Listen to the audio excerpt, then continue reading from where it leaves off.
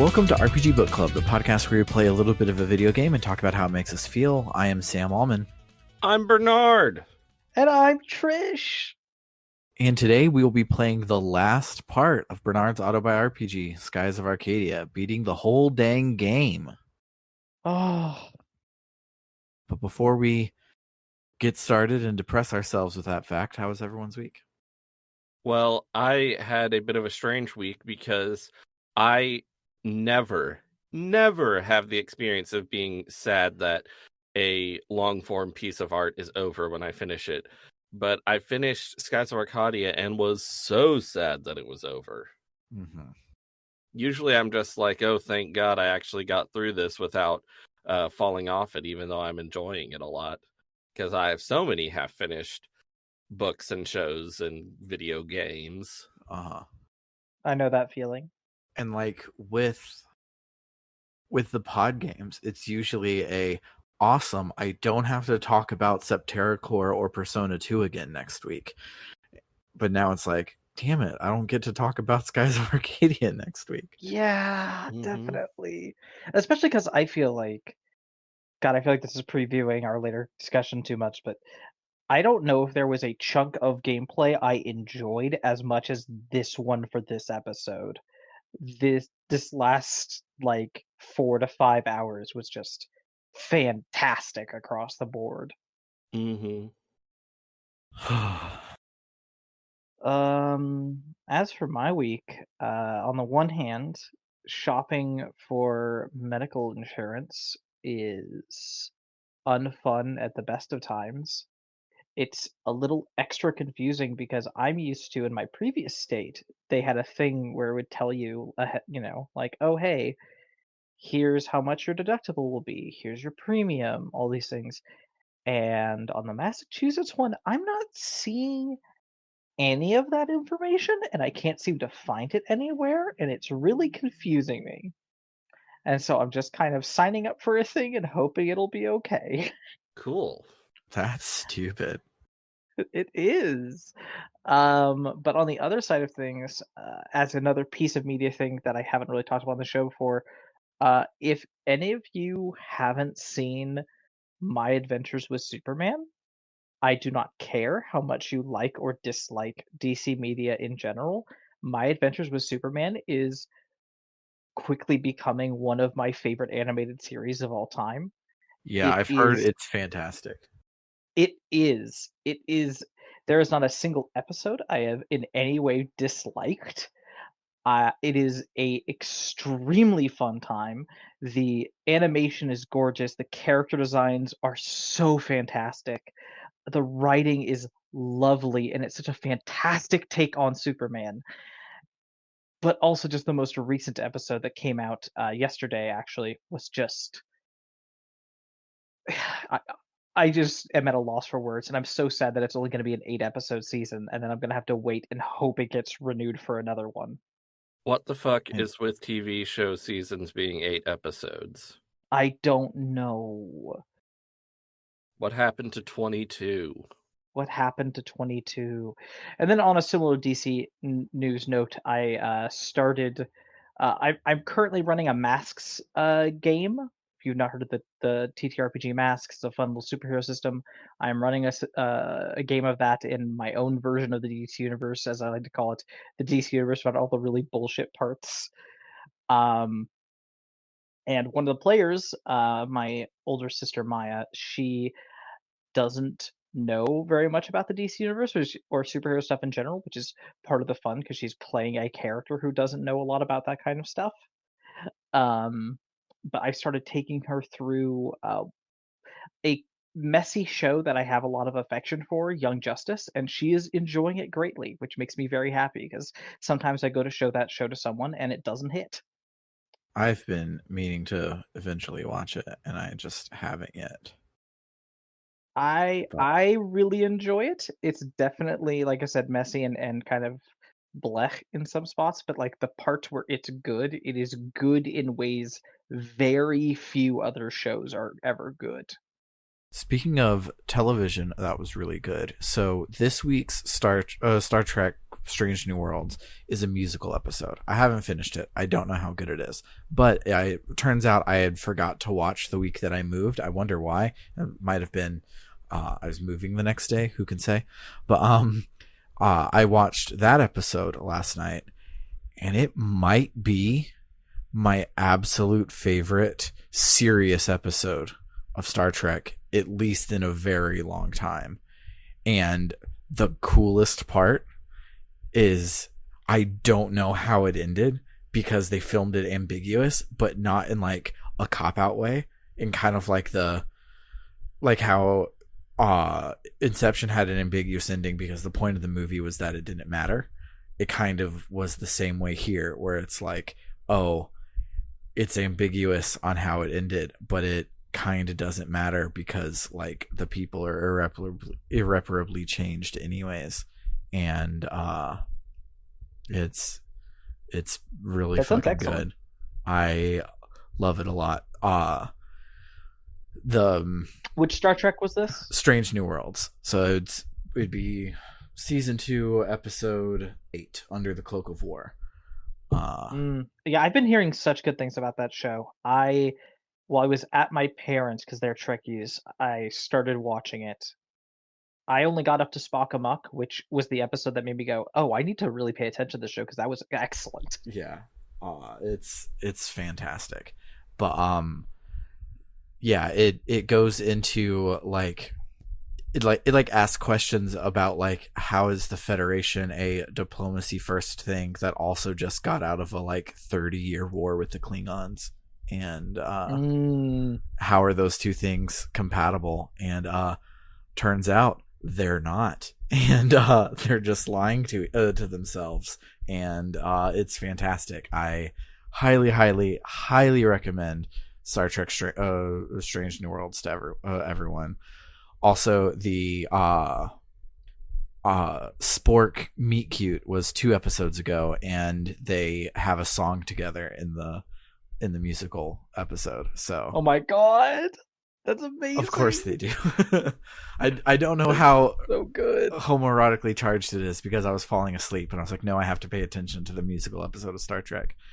But I can't believe they did that. The other silly episode this season of the crossover with Lower Decks is also. I can't wait for that one. It's also fucking fantastic, and one of the best silly episodes of Star Trek ever. Oh, great! That makes me so happy to hear, because I really have a lot of affection for Lower Decks, and when I heard they were going to be appearing on Strange New Worlds, and that the actual actors the voice actors are playing them in live action, it made me so happy. Yeah, and Boimler's voice actor is great. He's a fantastic voice actor. Boimler is a very good he's a very great character. He's also a fucking fantastic physical comedian, which is insane. It felt like watching Lower Decks in live action when he was playing Boimler, and it was great. Like, Mariner is my favorite character on Lower Decks, and she kind of took second fiddle to how fantastic Boimler was in live action. And I love this fucking show so fucking much. Now that just makes me wish they'd also brought in my favorite girl, Tendy. But well, there will probably be other crossovers.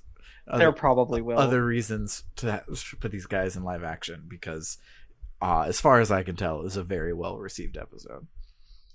Yay! That's so good to hear. The political episode talk about with how they can square their stance on diplomacy with that all stuff. It sounded very DS9-esque to me, and as someone who adores DS9, I'm like, oh, I love that messy shit. Please give it to me. Yeah. Tell me how the Federation is complicated and messy.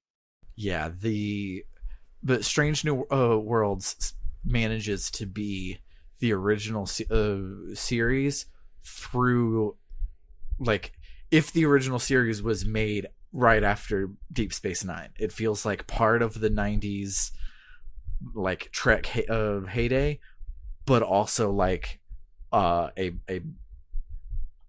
another season of the original series, and it's kind of a magic trick, and it's really, really good. But excellent. Don't want to say much more about it because we'll spoil Bernard for when he gets there in Checks Notes 2030. I'm on episode 26 of the original series. Oh my. I saw a bunch of random episodes of TOS while I was, because that's what my mom grew up on. She was showing me some of her favorites, which included episodes like the one where they do shore leave and there's the white rabbit from Alice in Wonderland, and I was like, That's really, a Mom? This is... terrible That's- episode. That's easily the worst episode of Star Trek I've watched so far. It's one of my mom's favorites. Like, I get it. It's as bad as it is. I can see it being like a fun kind of silly, especially if you saw it when you were a kid. Yeah. Yes.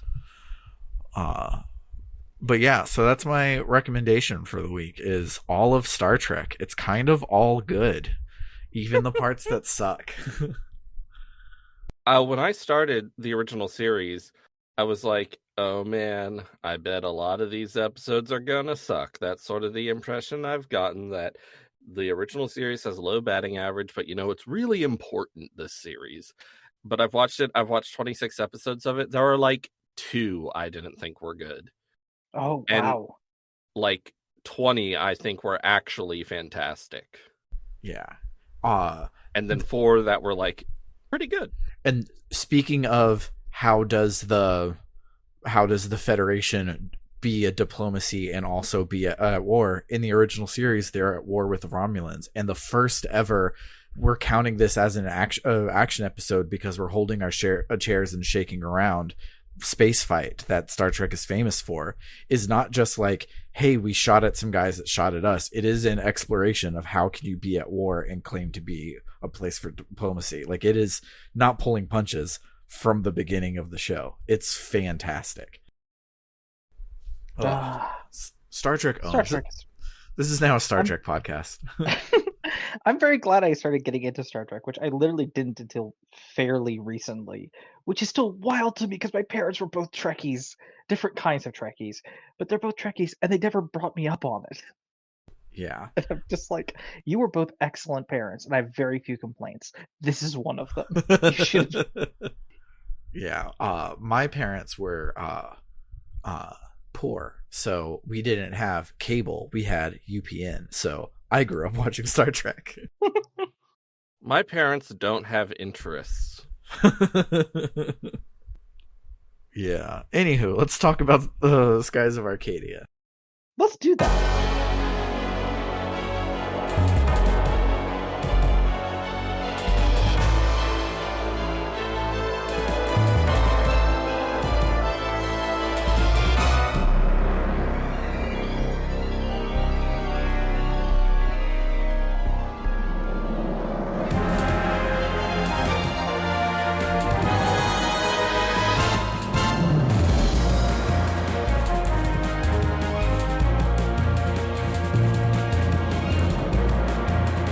But once we talk about Skies of Arcadia, we'll reach the end of it, and our time with it will be over. We have to extend it forever. When we last left our heroes, they had set sail for the Vortex to descend into the deep sky and find Fina's ship. The Delphinus approaches the Vortex, and it's scary.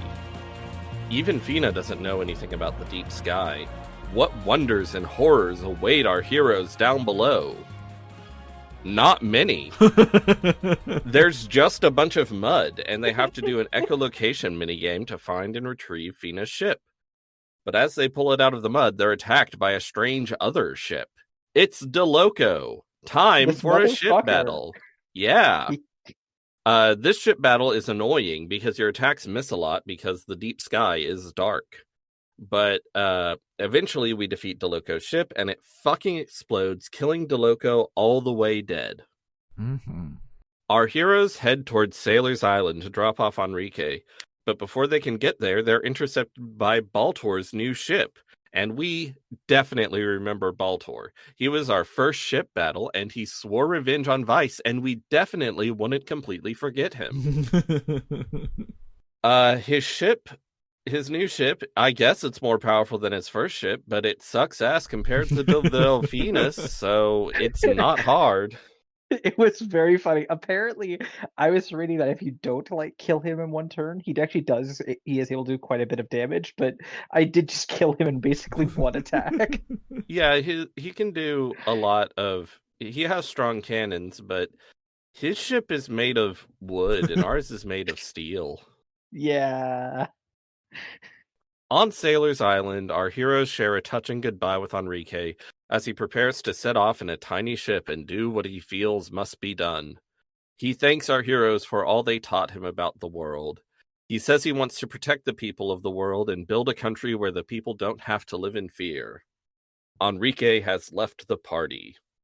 Our heroes return to the Delphinus and set sail for Crescent Isle to prepare Fina's ship for departure. Ica says that Enrique left, and once they get to Crescent Isle, Fina will be leaving too. It makes her not want to go home. Fina tells Ica she'll miss her, and Vice says this is the first time he's ever not been excited to sail somewhere. When our heroes arrive, they're greeted by Gilder and Clara. Gilder proposes a going-away party for Fina. Our heroes and the crew have a big feast in the meeting room. Fina thanks our heroes for all the adventures she got to have with them.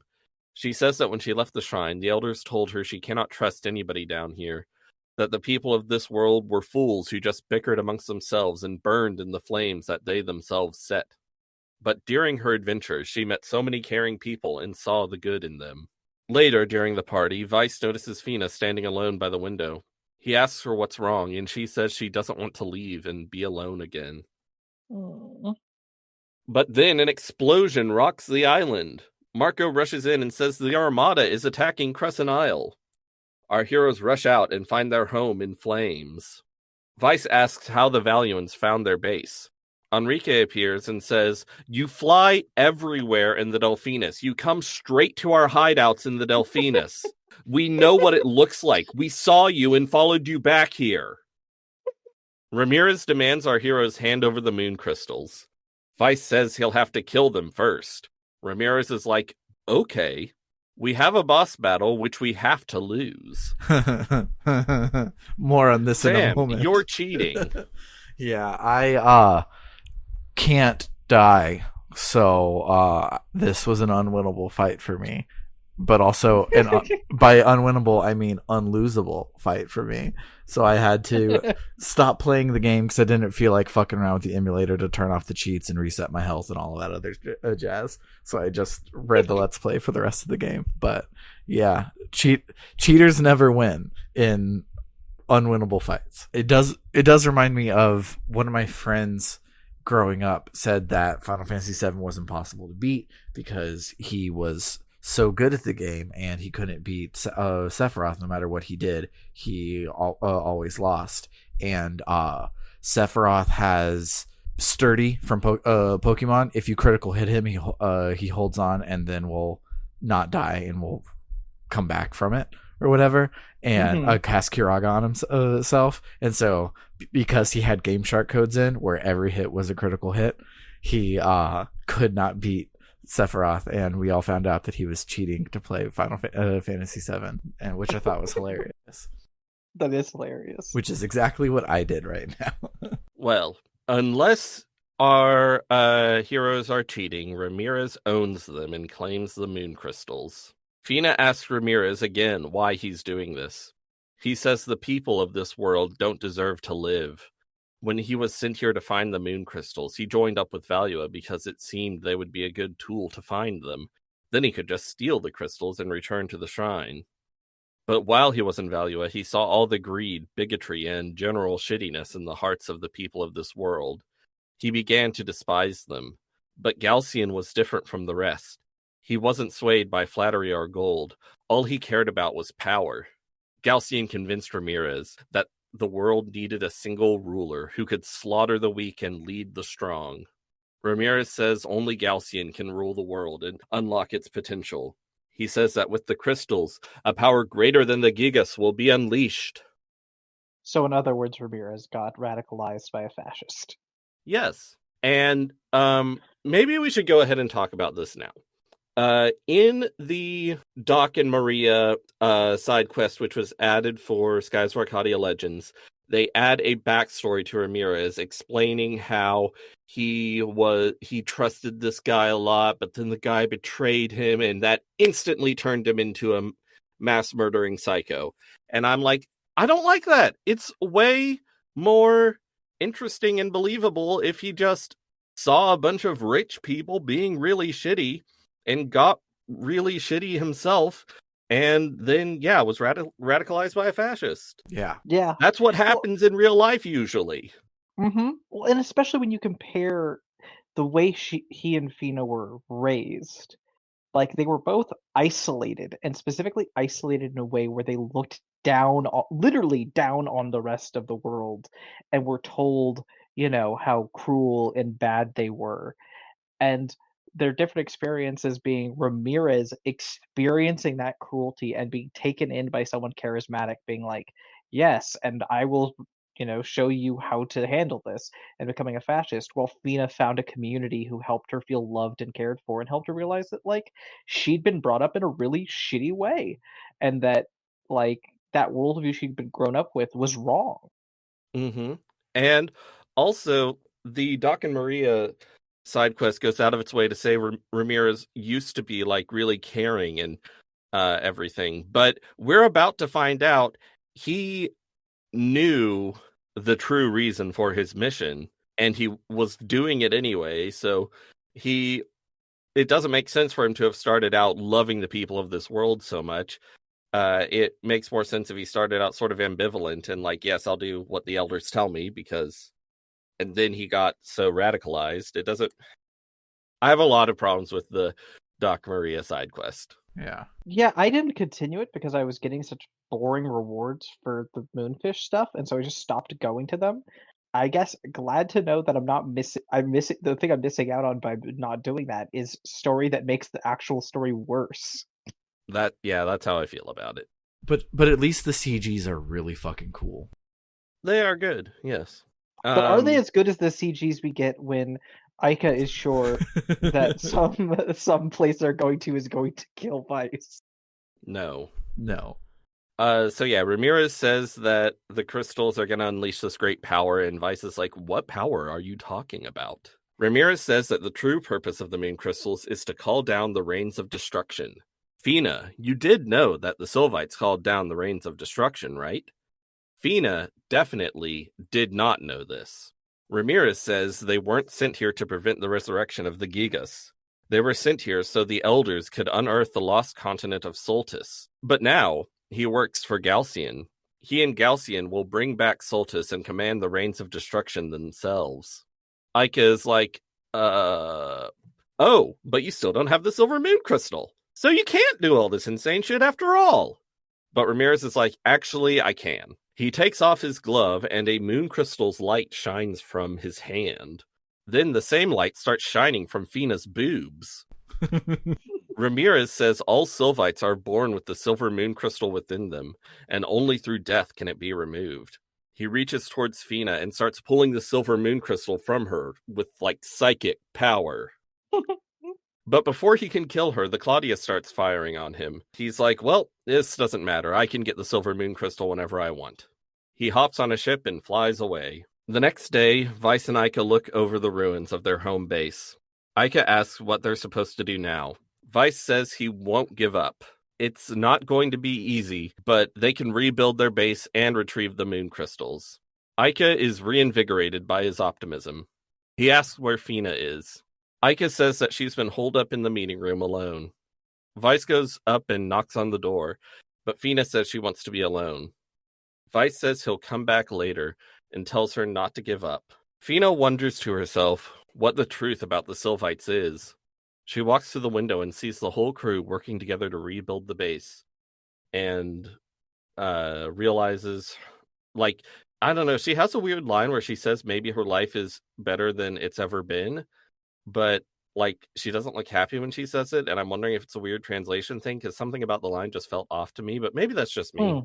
I didn't notice it.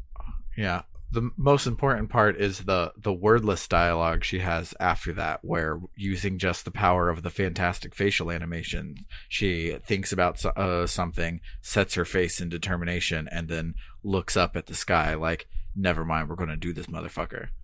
And Yes. she does all of that without words, and it's fantastic. Yes. I had been for a while, for various reasons, I've been playing this game without, I think I mentioned this last week, without really having the sound on, and I realized talking about it last week, like, damn it, I really should be listening. So for the entire last segment that we're covering today, I was listening, had audio on for it.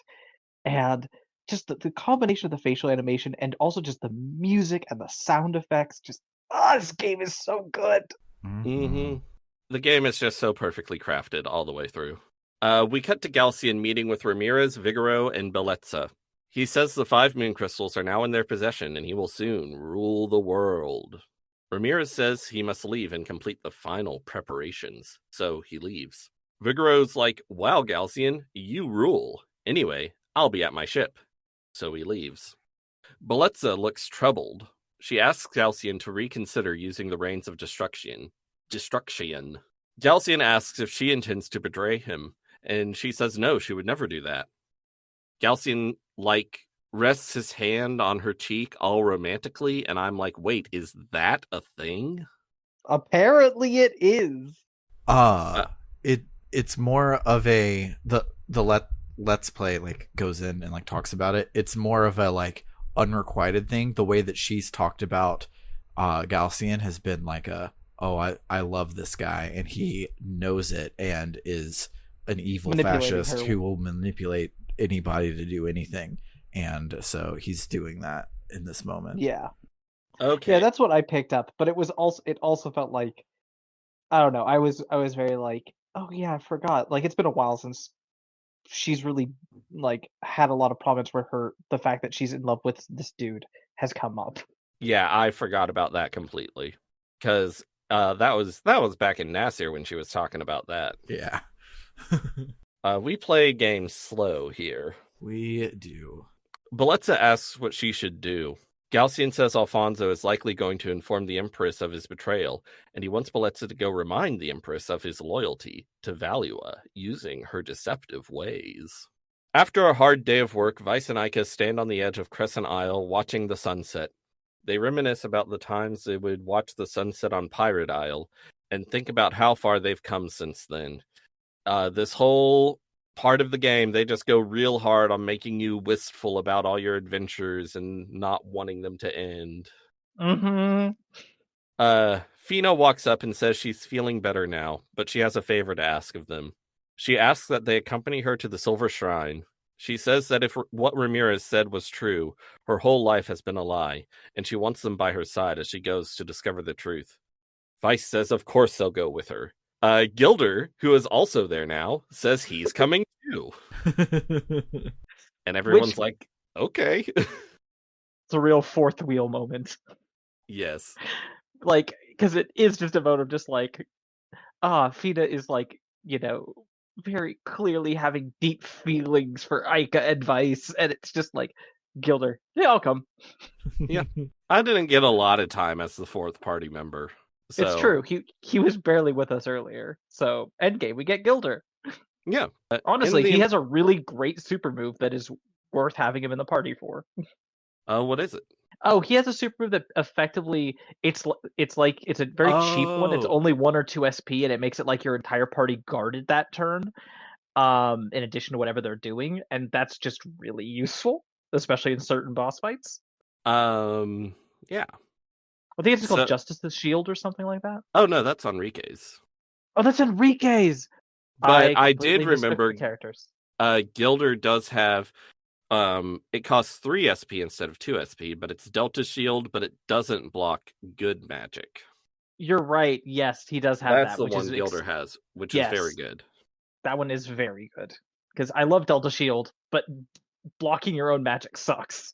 Except at this point in the game, you're probably not using your own magic, at least for healing, because you can probably just afford to buy 99 Sacrulin crystals. That's true. But anyway, in the Imperial throne room, Alfonso informs the Empress of Galcian's plans, and she thanks him for his loyalty. Then Enrique rushes in. He says he's returned to inform her of Galcian's evil plans. She's like, I know already. Alfonso told me he's going to bring down the Reigns of Destruction. And Enrique's like, holy shit, We need to get everyone to shelter. And Theodora's like, no, actually, what we're going to do is get the moon crystals from Galcian and command the Reigns of Destruction ourselves. Alfonso is the new commander of the Armada, and he will surely do a good job. His track record definitely makes me think that he is the one who will do a good job. Well, and he explains that by being like, oh, well, the only reason I've been failing up to this point is because Galcian's been the one in charge. And it's like, bitch, that doesn't make any sense. He says he'll do great acting of his own accord. But Bellezza arrives and is like, whoa, wait, Enrique's here? Enrique draws his sword. He tells Theodora that if she continues like this, she will destroy Valua. He points his sword at his mother and says he must do this for his country and his people. Holy shit. Yeah, I was like, this is a really great moment of character growth, because he started this game, being very like, no, Mom, this is wrong. But now instead of ineffectually just doing that, he's like, Mom, I will fucking cut you and take the throne if I fucking have to. Yeah. Like, damn. Damn, Enrique. Bellezza knocks him out. Theodora, who is understandably freaking out, tells Bellezza to imprison Enrique in the Grand Fortress.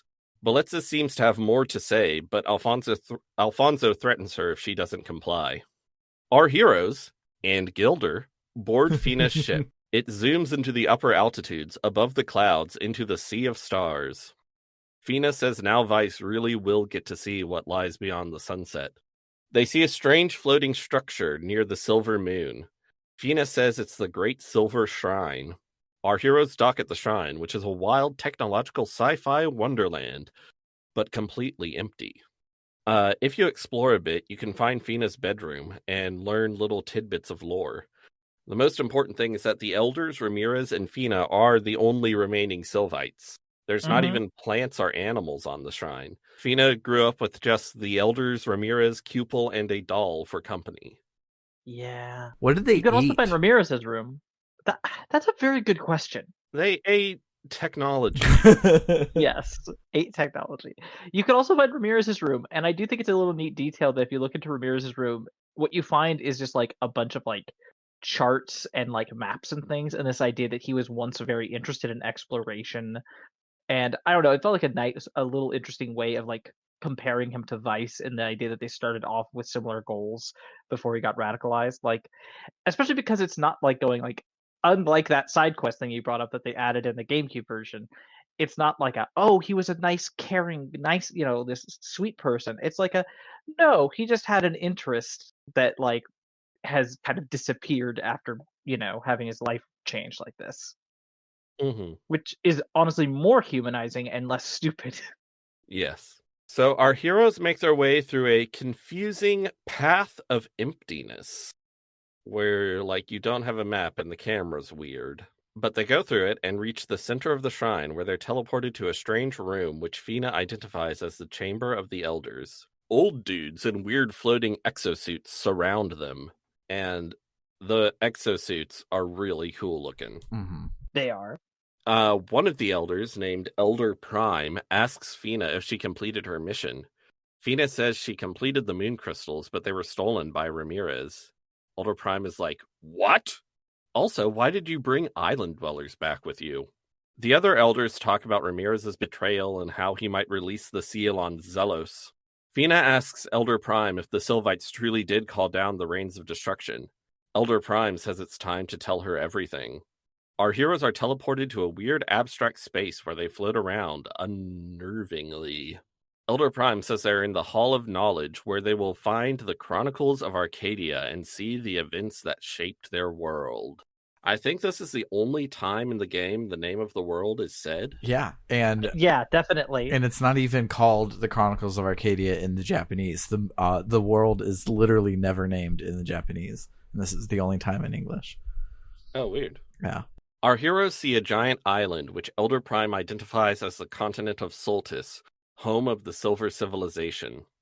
The world was at peace, but then the leaders of the other civilizations started seeking the power of the moon crystals and created the Gigas. The world was engulfed in war. The elders of the Silver Civilization watched and determined the world could not be saved. Everything came from nothing, so to complete the cycle, they decided to destroy everything so the world would once again be nothing. They hoped a new, peaceful world would rise from the ashes of the old. Zelos, the almighty silver Gigas, was born. It called down the rains of destruction from the moons and cleansed the world of evil. The elders then sealed Zelos within Soltis with a seal so great it could only be broken with the power of the 6 moon crystals. They sent Soltis into the deep sky in hopes Zelos would be lost forever, and sent the great silver shrine into the skies, where they observed the world ever since then. Elder Prime confirms that they sent Fina to gather the moon crystals, so they could once again call down the rains of destruction. He says that she must have seen all the evil and suffering, and that they must cleanse the world again. He also tells Vice that because he aided Fina in her quest, he may stay here in the Great Silver Shrine and live in the new world they're about to create. Vice is like, fuck you. Also, he doesn't mention Ica, just Vice. Yeah. That's homophobic of him, really. Fina tells the elders they're wrong about the world. They shouldn't destroy the world. They can be strong and work together to build a better future. They can restore peace without the rains of destruction. But her speech is cut short by Galcian appearing in the chamber of the elders. Ramirez brought him here in his own Sylvite ship. He says he came here to claim the silver moon crystal.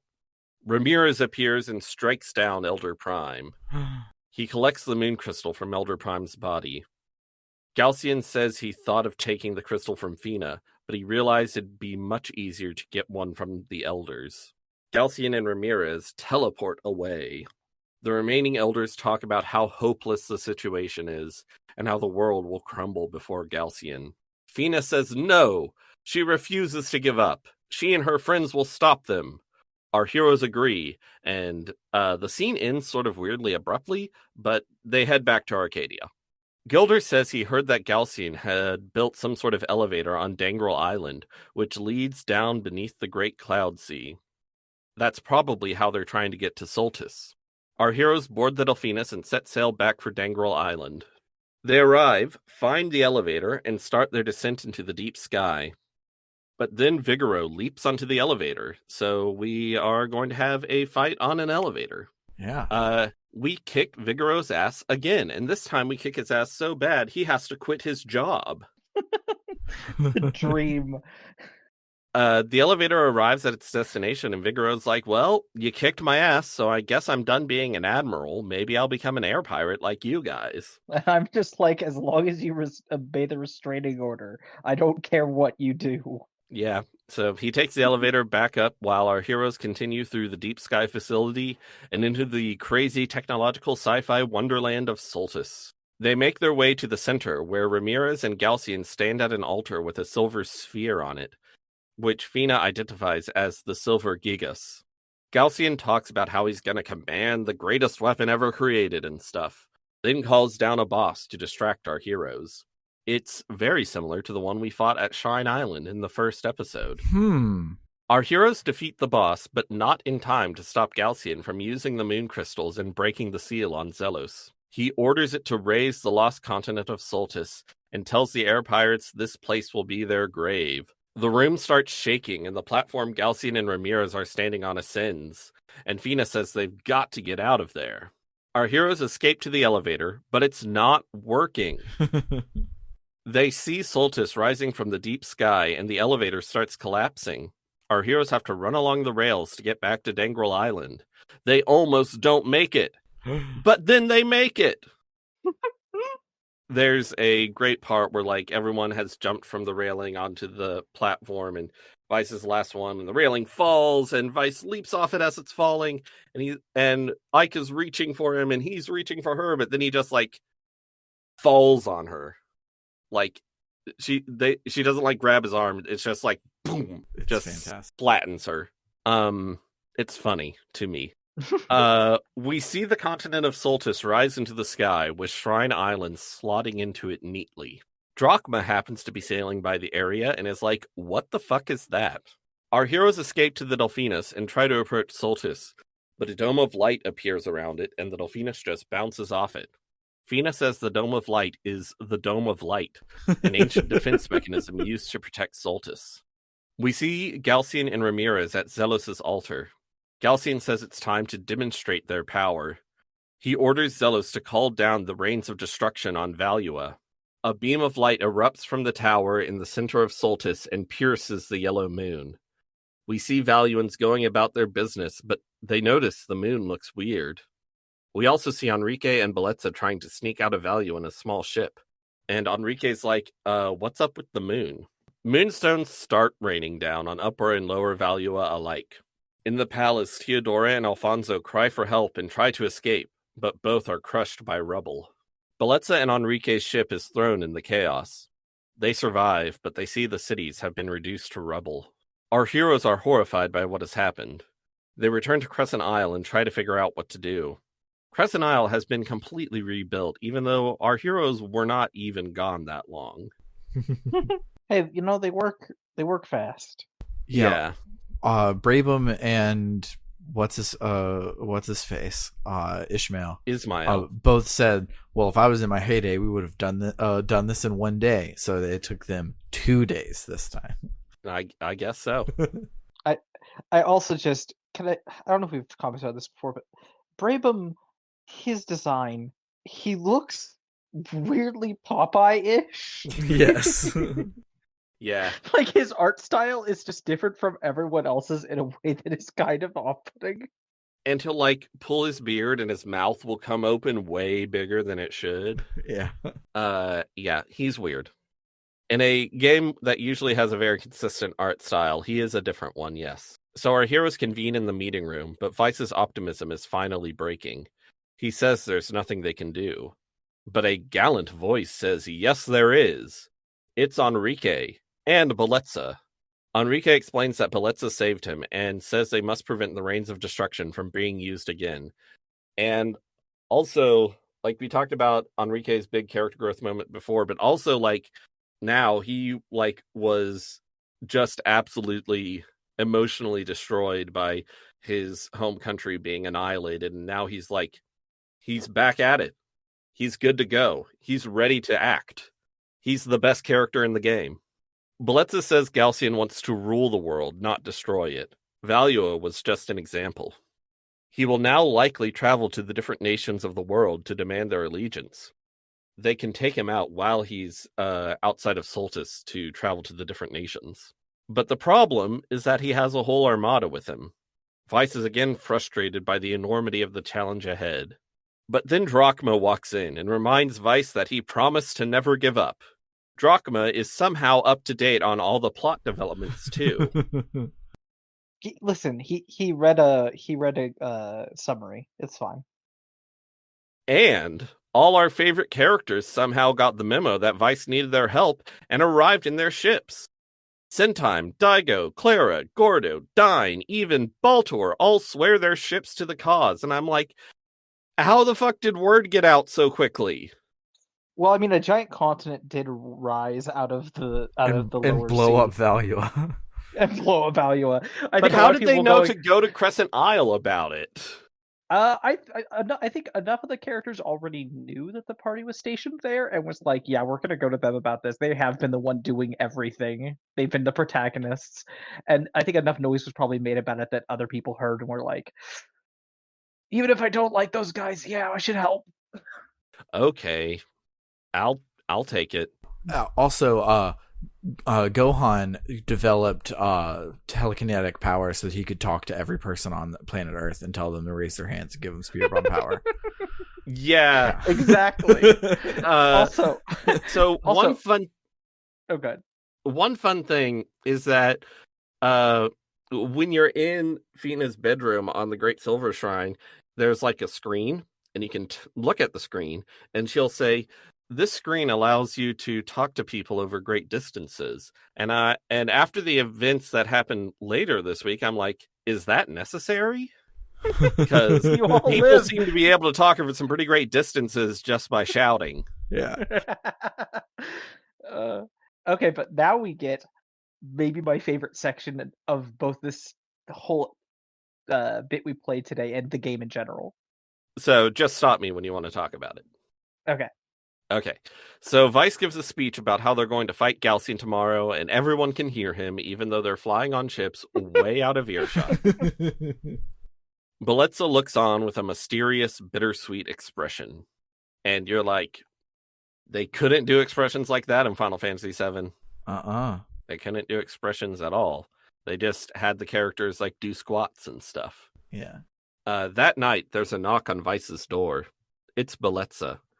She says she's come to say goodbye. Vice asks, isn't she going to fight tomorrow? And she says no, she can't fight her own men.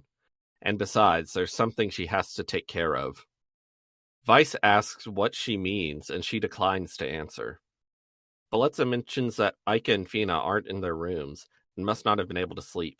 She says a good captain would find and comfort them. She tells Vice he'll become a great leader and warns him not to break too many hearts. She blows him a kiss and walks away. So now we have 2 romantic scenes, and you can do them in either order you want. You can, and this is the bit I was leading up to, which is just the trope of, oh, it's the night before the final battle and your character has love interests, and so you can go and speak to one of them and have a special scene. Like, that is a thing that has been in RPGs for I don't know how long that's been a thing, but I've seen it in a number of games. It's a trope. I have not seen a game going, yeah, you should go spend time with both of them. And you have to go do cute romantic scenes with both of them. Yeah. It's so good. And if you do Fina's scene first, because of their locations, Ika sees it. And when you go see Ika, she mentions, oh, it looks like you were talking to Fina, but she's not jealous or anything.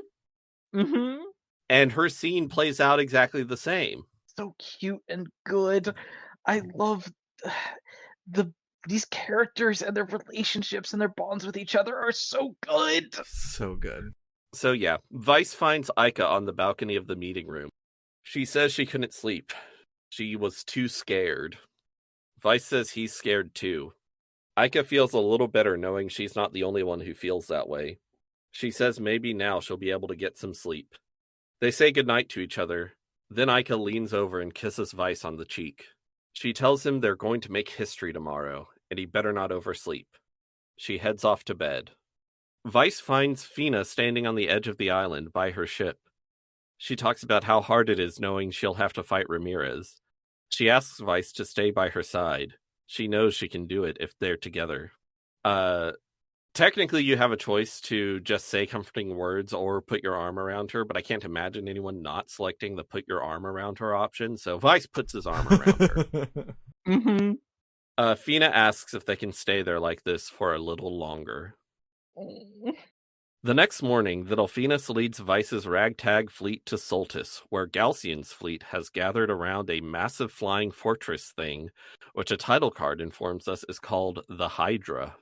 Galcian is ordering Ramirez to stay behind and defend Soltis when an officer reports that the Delphinus and a fleet is approaching.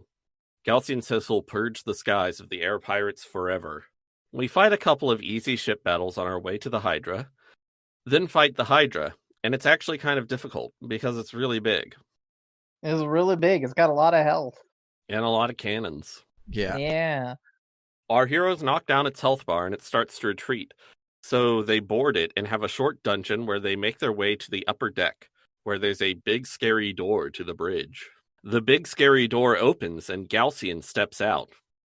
He and Vice say a bit of villain shit and hero shit respectively at each other. Then the boss fight commences. The music is good. After a long and fairly difficult battle, Galcian is defeated. But then he retreats to the bridge, which disconnects from the Hydra and ascends. He's getting away. He's going to retreat to Soltis, and then our heroes will never be able to get to him. But then our heroes see Belitza's flagship nearby, heading for Galcian's escape pod. She stands alone on the bridge, and says that as an admiral of the Armada, she feels responsible for all the people who died by Galcian's orders. She says, "Goodbye, my love," and her ship crashes into the pod and explodes, killing both her and Galcian. I do really like this moment. I think it works. I think I would have preferred if she took him out in a way that didn't also sacrifice herself. I get why they did that, but like, I don't know. I think it would have been a little bit more powerful, especially for the female character in this sort of situation, to not also die in the process and instead be able to live past her affection for this horrible man. But what we have is very good.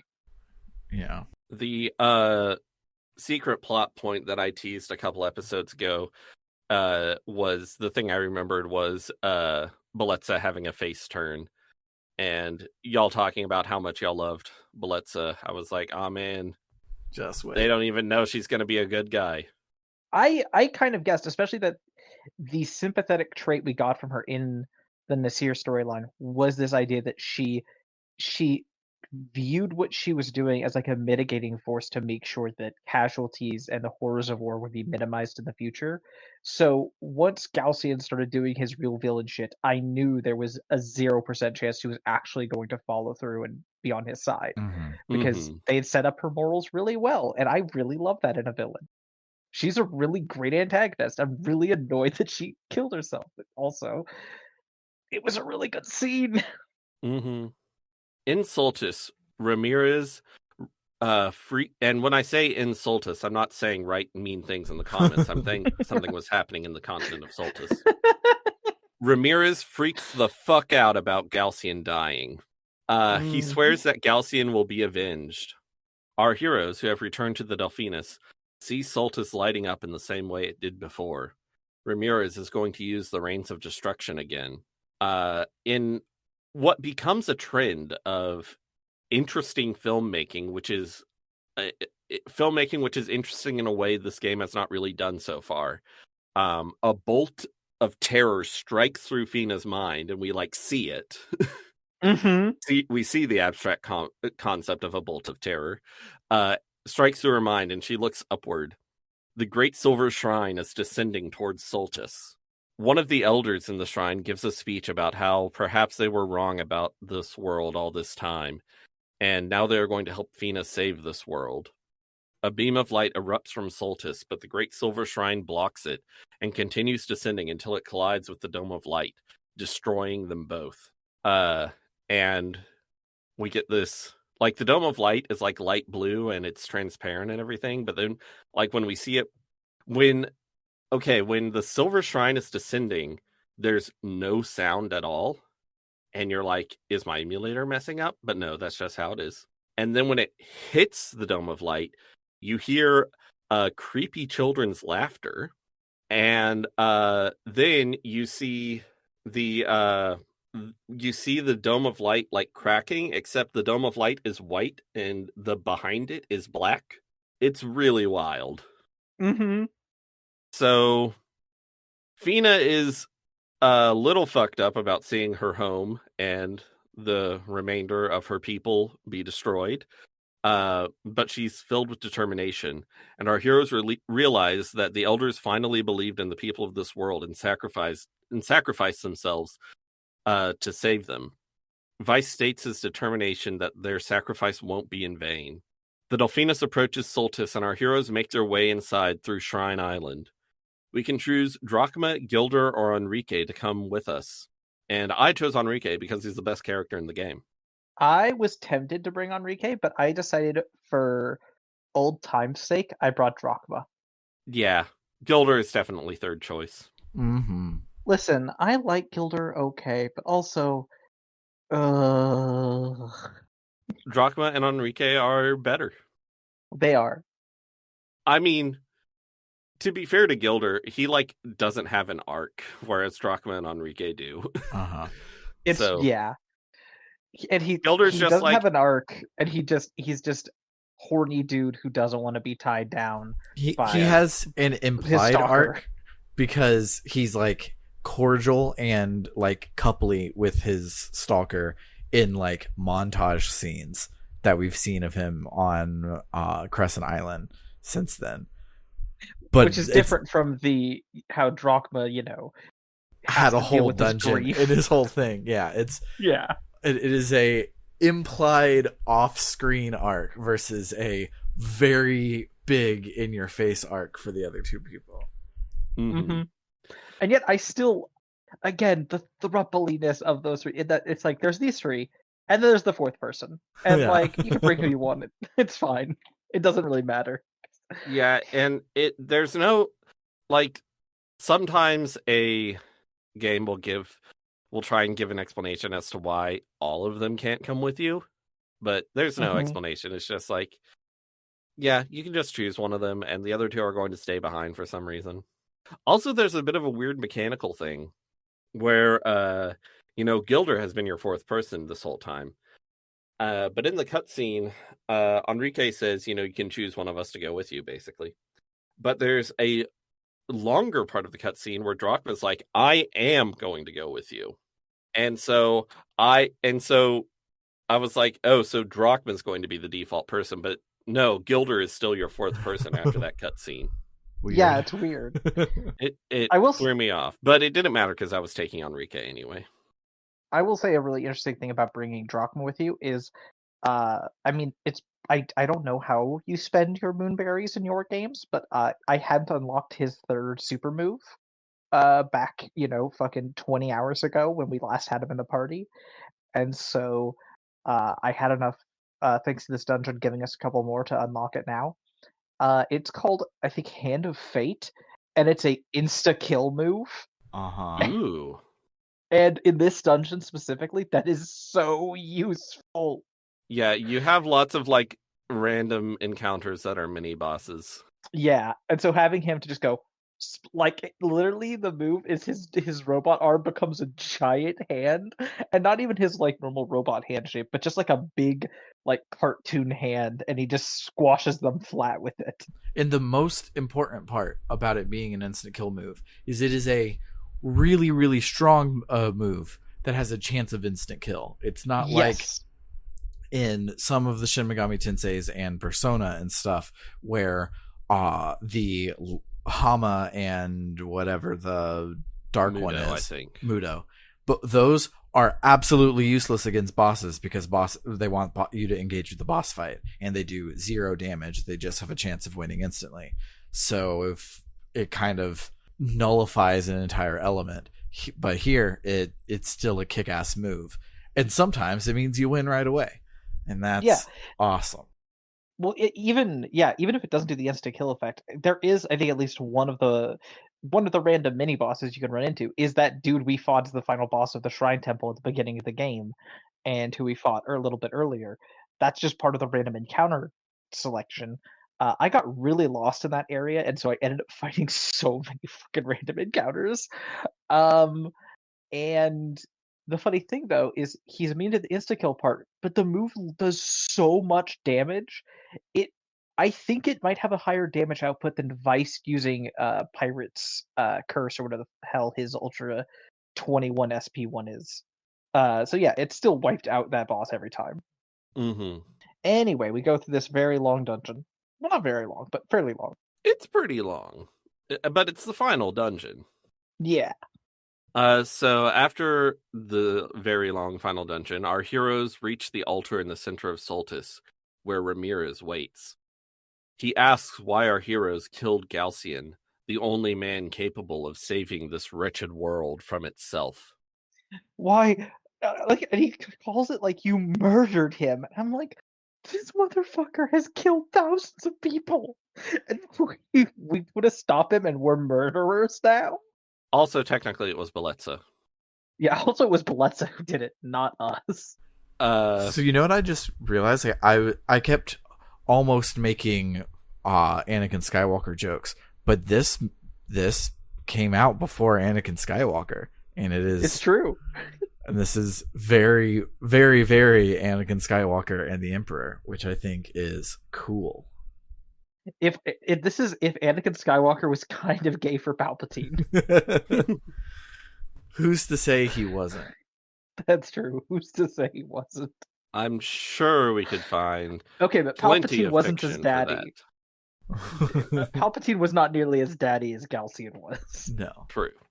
Or Glacian? I don't know how to pronounce his name. So Ramirez swears that our heroes and the whole world will pay for what they've done. It's time to fight Ramirez and not lose. Ramirez has an attack called Silver Eclipse, which takes forever, and you cannot skip it.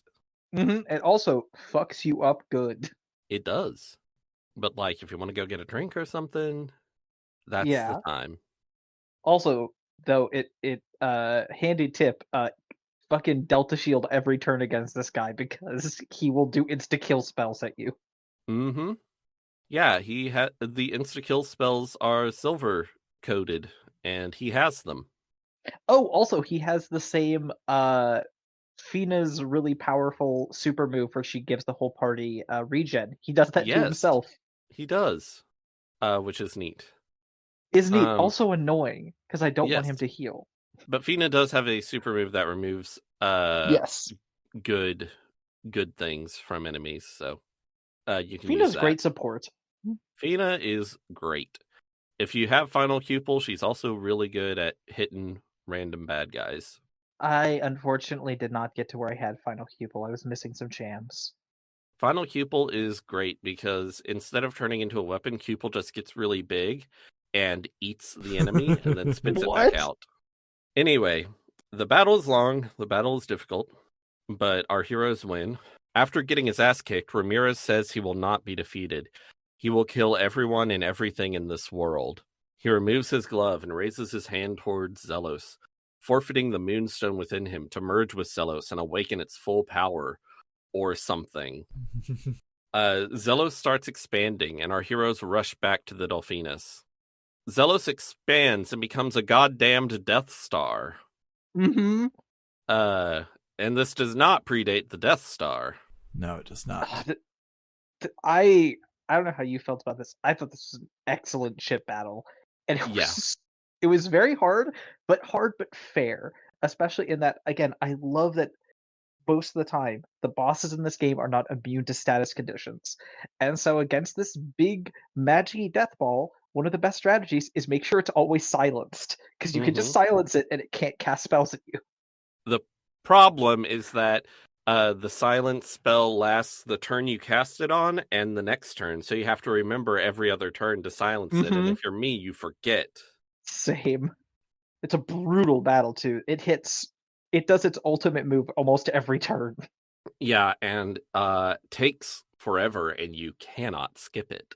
Mm-hmm.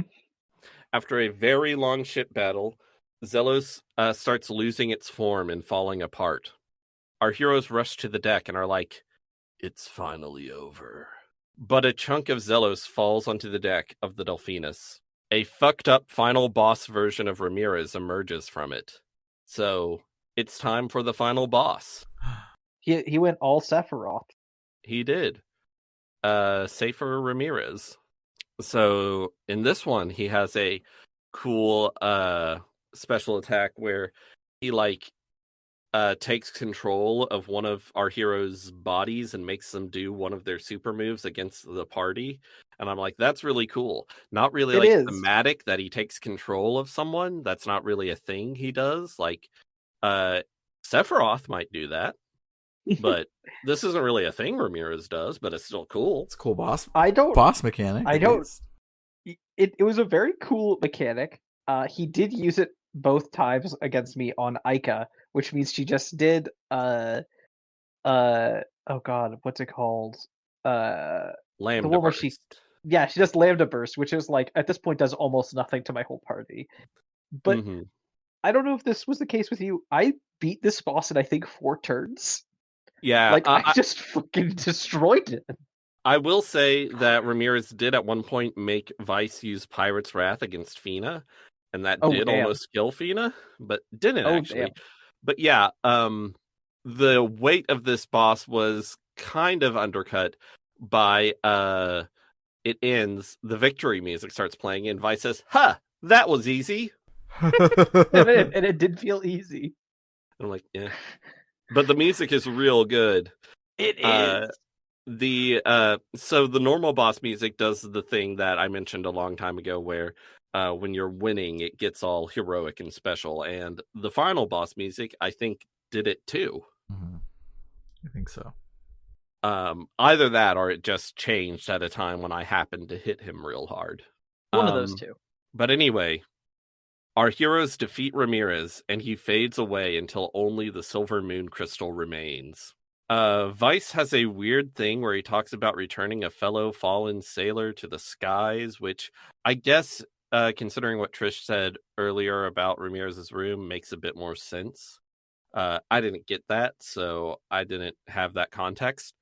But he talks about returning a fellow sailor to the skies and then just chucks the Silver Moon Crystal overboard. I couldn't help feeling a little bit like, guys, I don't think he deserves this.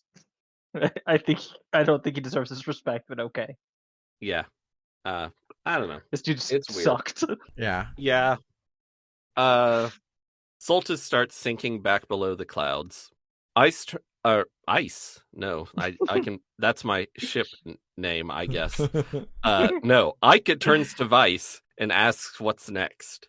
They've already circumnavigated the world and saved it. What more adventures could they have? Vice says they don't need an excuse to sail, and they're still young. Who knows what kind of trouble they can still get into. Fina says she would be honored if she could continue to sail with them. They, of course, say they wouldn't have it any other way. Ika asks the secondary party members if they want to come too. Gilder says some nonsense about not getting tied down. Drachma says he just wants to be a fisherman again and live a peaceful life out of respect for Jack and Rocknum. Enrique says he must return to Valua and lead the survivors in rebuilding their home. Before the when it is like, oh, Fina's gonna stay with us. Her and Ika do like a I don't know how to describe it, but it's extremely very like cute and intimate, and then they hold hands the rest of the scene. Yeah. And it's so good. Mm-hmm. It's really good. Our heroes decide it's time to celebrate their victory, and the fleet sails off into the sunset. An unspecified amount of time later, we see Enrique and Moegi's marriage ceremony on Crescent Isle. I should mention Moegi has like been in scenes and like, but all she does is like worry about Enrique and then be happy when Enrique's fine. So I didn't really mention her, but she's there. Yeah, she exists. She doesn't feel unimportant when she's there, but like taking stock of the important plot beats, she has none of them. Yeah. So yeah, we see Enrique and Moegi's wedding. We see people milling about the rebuilt Nasarad. We see people living peaceful lives in Ixataka and Yafutoma. We see Enrique and Moegi leading the effort to rebuild Valua. We see Vice and Ika standing on the deck of a new ship.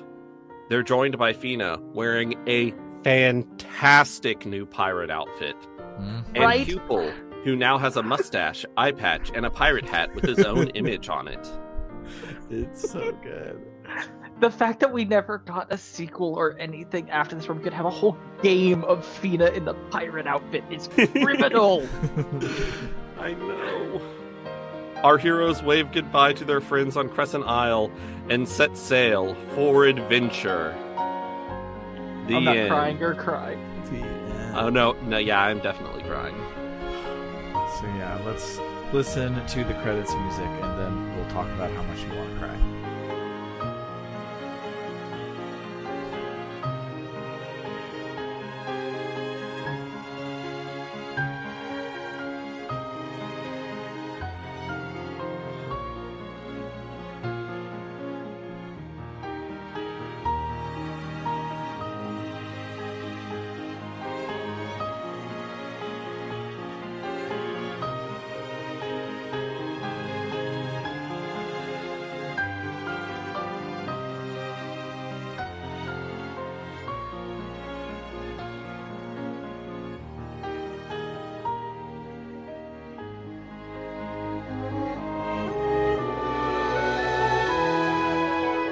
So, one thing about this game is I feel like the whole thruple aspect of it absolutely cannot have been on accident.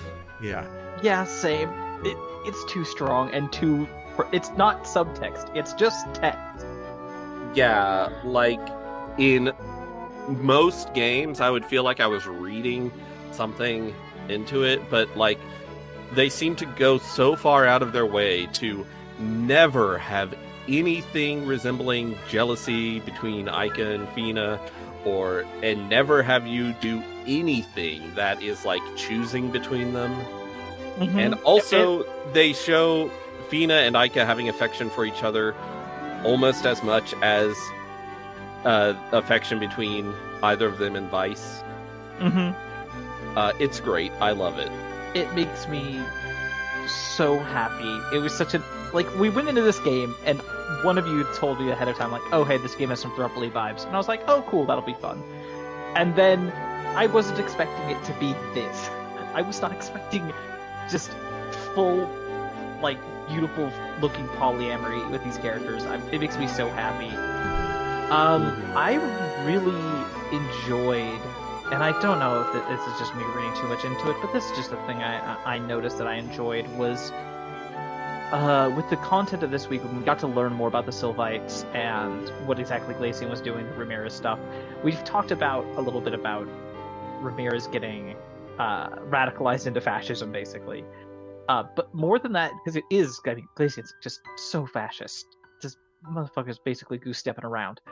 But the Sylvite civilization, they're not fascist, but they're very, like, nihilist. They're very, like, oh, well, people are just so fucking terrible that we should just wipe them out at this point and then let them start over. And it's like a contrast between that ideology and the fascist ideology of, like, no, what you do is you just take control and you make them how you want them to be. And, like, these two ideologies butting heads, and the way that one really led to the other, like that fascism would not have been possible, or Ramirez at least would not have been turned to it, without being raised in a society that devalued other people so much in the first place. And then we have the message of, yeah, but both of those philosophies are fucking stupid.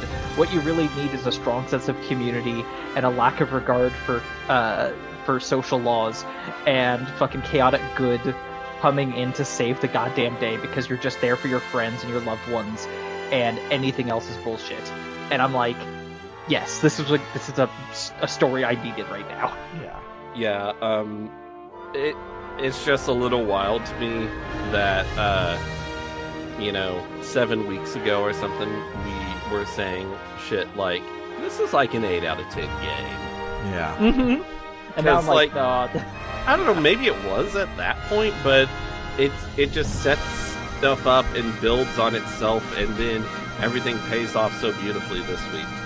Yeah. This week did the thing that a lot of JRPGs do, where they get Disc 3 crazy, where there's like a twist, and then another twist, and then another twist, and then another twist. And the game that you complete in the last chunk of the game is not really the game that you've been playing. And this did that, but none of it felt unearned in a way that, like, I cannot say the same thing about Final Fantasies 7 or 8.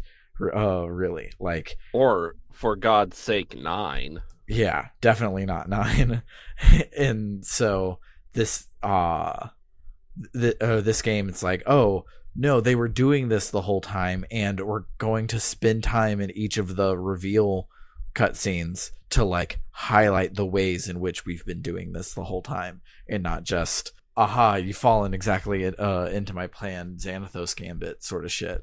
Like, it's like even the things that, like, we were talking about when we were like, oh, this 8 out of 10 game, stuff that I was looking at as like kind of plot weaknesses, like just like the way the value in society was being portrayed, and how just ridiculously like fucking scenes of Empress Theodora being like, I'm gonna stab puppies, and her son being like, no, that's bad. And I was like, this is a little silly.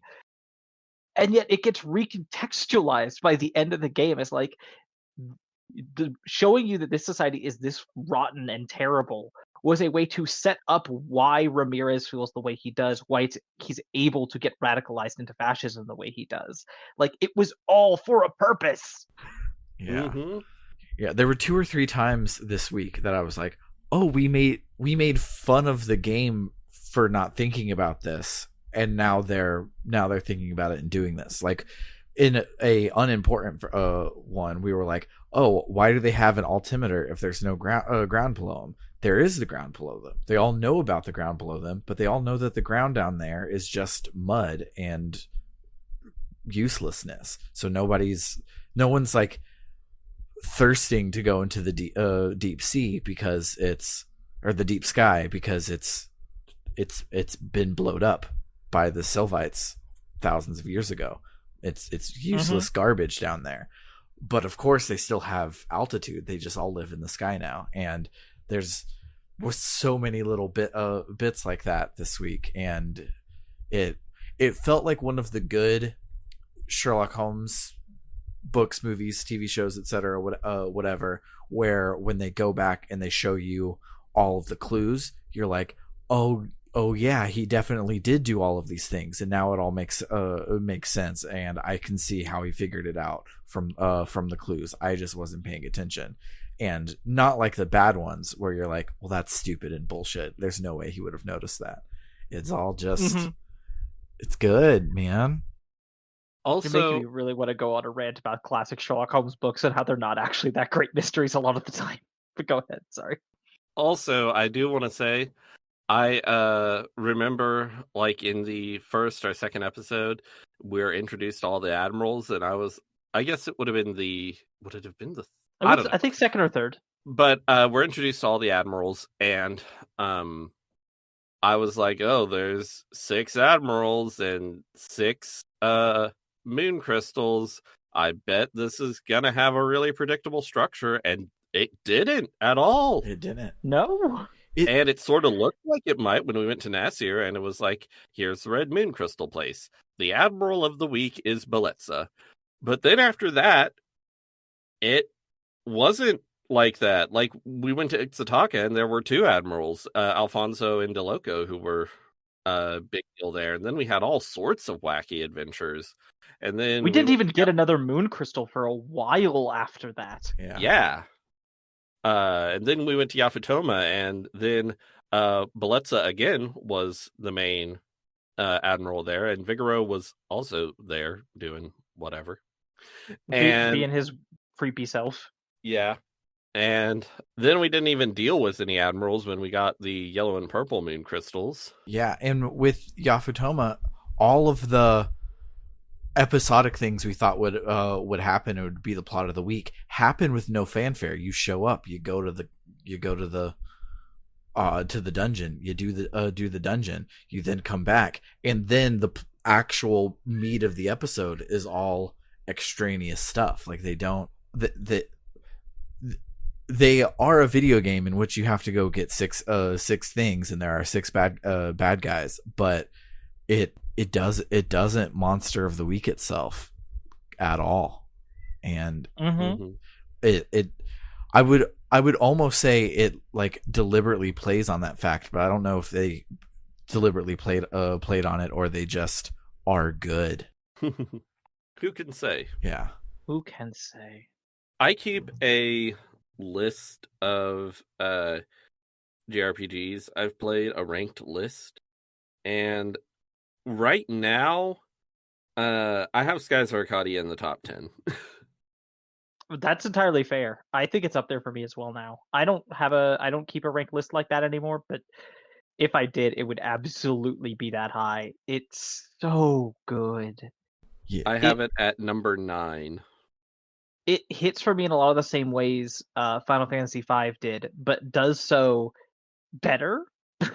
Which I love Final Fantasy V, and I think for its era and what it was doing, and the capabilities it had, it did an exceptional job. But this is just, if you want a fun romp that also manages to hit you with some incredible character writing and also manages to actually hit some important thematic beats, this is that. It is that to the 9th degree. It is going to make you happy. And I think early on we talked about it not having a whole lot of emotional depth, but it sure gets there. It definitely does. And it uses all those fun, lighthearted adventures to give things more emotional depth. I mean, we were talking earlier about how things should have 22 episodes. Things should have that many episodes so that there can be lighthearted episodes that make the dour episodes hit harder. Like, flashback to the beginning of the episode where I was talking about the season of Strange New Worlds. That super serious episode is sandwiched in between the Lower Decks crossover and the musical episode. That's important. This game does that. And also, speaking about Strange New Worlds, that episode I mentioned that is the most recent I've seen, I believe, Spock Amok. That episode is what invested me in the show because it was a fun, silly episode that was just about the characters getting to do stuff. And it's what made me go, oh, I like this cast of characters now. I care about them. I want to see them having fun adventures. And it did. This is just so off topic, but it did a body swap hijinks episode that was actually good. Yeah. Do you know how rare that is? It's so good. Pivoting back to Skies of Arcadia, I will say I have it at number 9 now. Mm-hmm. If they released a new version of it where the only change is that you can speed up the battles and or reduce the random encounter rate, both of them actually, I'll say, it would probably be number 6. Yeah. Mm-hmm. And that's not a joke. That is 100% serious. The battles take too long, and it is a problem. Mm-hmm. Yeah. I love this game. Bernard, thank you so much for having this as one of your auto buy RPGs. I've said this before, but it's just been on my list of games I'd wanted to play for so long, and actually playing it now, it's incredible. Yeah, I am so... You know how rare it is to be like, I really liked this piece of media when I was a kid. It's way better than I remembered. You know how rare that is? Yeah. It's pretty rare. Like, this one is so good that I've changed my answers on what my block after Trish's is going to be. I won't say it here, but I'll say it in host chat later. But I felt I needed to step my game up a little bit because... we play games of quality now. No more Septerracore on this podcast, except we're probably going to get trolled by our listeners and we're going to end up playing Hexus Force or something for our best of the rest this year, and we'll end up playing some garbage too. But yeah, this game so fucking good. It is indeed. By the way, that poll, speaking of our next game, I'm very surprised and happy with how it's going so far. Yeah, that transition. Do we say how it's going, or do we just tell people to go vote? I go vote. I say how it's going. How is it going? So we are currently in the lead with Super Lesbian Animal RPG, winning over Paper Mario: The Thousand Year Door. Our most requested game. It is not even close. Our most requested game. And these furry lesbians are kicking its ass. Yeah, you love to see it. I do love to see it. I love our listeners so much. Like every single vote, we've been like, oh, this isn't really fair because Breath of Fire 4 is definitely going to win the PlayStation thing over Suikoden 2. Like, this is very much exactly what our people want, and our people are like, no, it's not, and they voted for it. Like But then sometimes we'll have Paper Mario versus Skies of Arcadia, and it's like, well, obviously Skies of Arcadia is going to win, and it does. So you can't just say the not obvious thing is going to win, because sometimes Skies of Arcadia wins. Yeah. And like, I would have loved, hopefully at some point on the podcast we will cover Thousand Year Door, and I will have a fantastic time. And if we can get the game professor on to sub for that one, it would make me happy, just so I could finally force him to play one of my favorite games. Because trying to get him to play any game you like is a nightmare. But even though it just came out, God, was it last year? I think it was last year. Super Lesbian Animal RPG is a game that I'm just so excited, and I really hope it does win so we can talk about it, because that game's there's so much fun to it. There's so much depth, and I want it.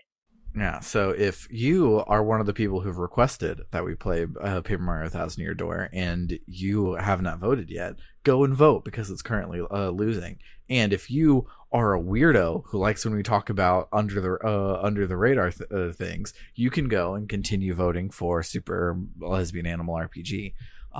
We're happy either way. This definitely is. I want to play both of these. Yeah, this definitely isn't. I think we've managed to avoid anything where we don't want one of them to win. But this one is definitely, we want both of them to win. So whichever one you don't vote for at the end of the year when we do 2 best of the rests, I hope one of these shows up. I would love it if Super Lesbian Animal RPG wins, and then for the 2 best of the rest, Paper Mario and Paper Mario Thousand Year Door win. That would be literally the best. That would make me so inordinately happy. You have no idea. But if you want to vote on what game comes next, you can head on over to www.rpgbook.club, where you can donate to help us pay for hosting costs, game costs, and various subscription costs. When you do so, you can join one of 3 tiers. The Gadabout tier is everyone who pays $1 or more a month. This gets you access to our Tales of Podcastia and Book Club no Kaseki episodes a month before everyone else. And this lets you vote on these polls whenever they're live. Then we have the Warrior tier, which is for everyone who pays $5 or more a month. They get the above and also get their name shouted out at the end of every episode, just like this. Shoutouts to Frosthair, Dragon Slayer 19, Cerebral Win, Florus, Kaldron, Freddy Rodriguez, Aaron 524, Jfro Prime, and Doho. Also, special shouts out to Freddy Rodriguez.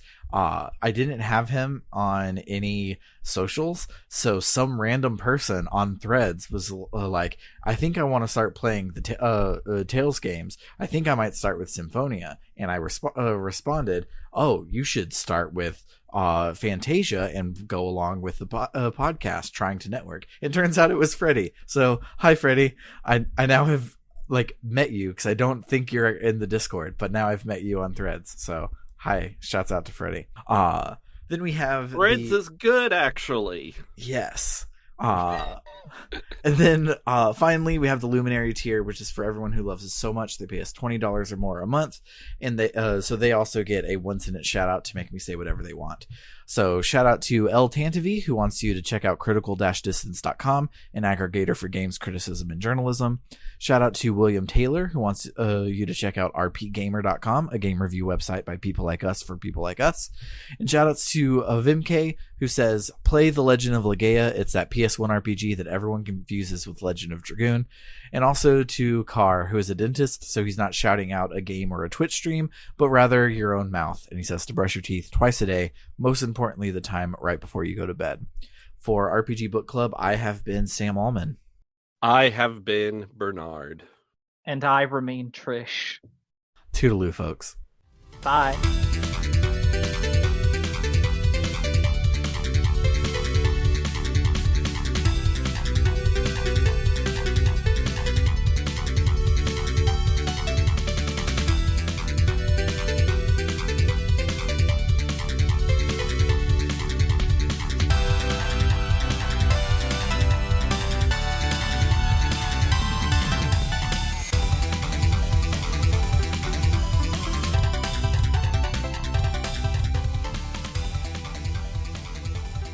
We have to decide movie we're watching. Are we Yes. watching thematically appropriate movie, or are we watching auto by our movie? Okay. So I feel like thematically appropriate movie would be obvious Mm-hmm. Yes. because that would Treasure Planet. Yeah. Yes. What would your if you're doing the auto buy RPG for a movie, what would you choose, Bernard? I think I would have to choose Oscar 1991. Okay, Because I've never heard of it. no one has. It's a comedy of errors starring Sylvester Stallone, and it's good. Well, I'm good with either one. It's a movie either way. Yeah, I'm good with either one. So I mean, y'all. Whatever would precedent also... you want to set, because I will get to do if we do the auto by RPG movie, it will be I get to choose the next one, and you don't know my taste in movies. You don't know what I'm going to make you watch. Yeah, I wanted to know if y'all what precedent y'all wanted to set, if y'all had a movie where you'd instantly go to it and be like, oh man, I want to watch that movie, and make other people watch it. I mean, I have one of those movies. It just would be weird to do an episode about that movie. But yeah, we haven't done that before, so let's do that. Let's do Oscar 1991.